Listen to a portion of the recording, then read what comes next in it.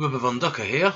One of the projects I was about to start was a podcast where I go over a prediction I made that was wrong and why it was wrong. And it's a prediction from 2008 about the fair play rules. When I heard about the fair play rules, I immediately thought about it and said, well, in that case, why don't we just change it from a Premier League to the Southern All-Stars League? Because that's what it will become. You'll have, the likes of Chelsea, Man U, Liverpool, Man City. They will be the main beneficiaries, along with the London clubs, who will benefit from just the exaggerated cost of London. Yet it didn't fully come to pass. I expected it mainly to benefit London clubs in the lower divisions and see clubs like Brentford, QPR, Fulham coming up, although we have seen a massive increase in southern clubs like Bournemouth, Brighton coming up. But it never really played out as I expected. I expected, as I said, QPR to come up. I expected Fulham to come up and both of them to stay for a protracted period. I mean, Watford did. It wasn't quite working. And so I actually went back and had a look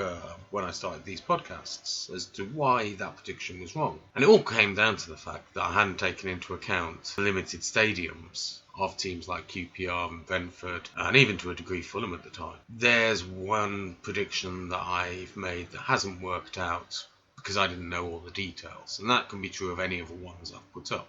Yet, I'm not going to make that now because I'm making this video, which basically, well, it's a little series about the Big Picture project as put forward by Liverpool and Manchester United Football Club, which is effectively what I said, which implies to me that the whole point of fair play from an English point of view was to establish this situation in a much more grounded manner before they look to create a European League. It's strange that what I thought would come to pass and failed has come to pass is now being put forward in a detailed project. So the next few episodes are going to go into aspects of the Big Picture project because I think there's some things that people have missed and I think there's a lot of implications from it when you break it down. I don't know how many videos are going to be, but there's going to be a couple. So instead of why I got it wrong, which is a relatively simple matter, enjoy my dissection of the big project.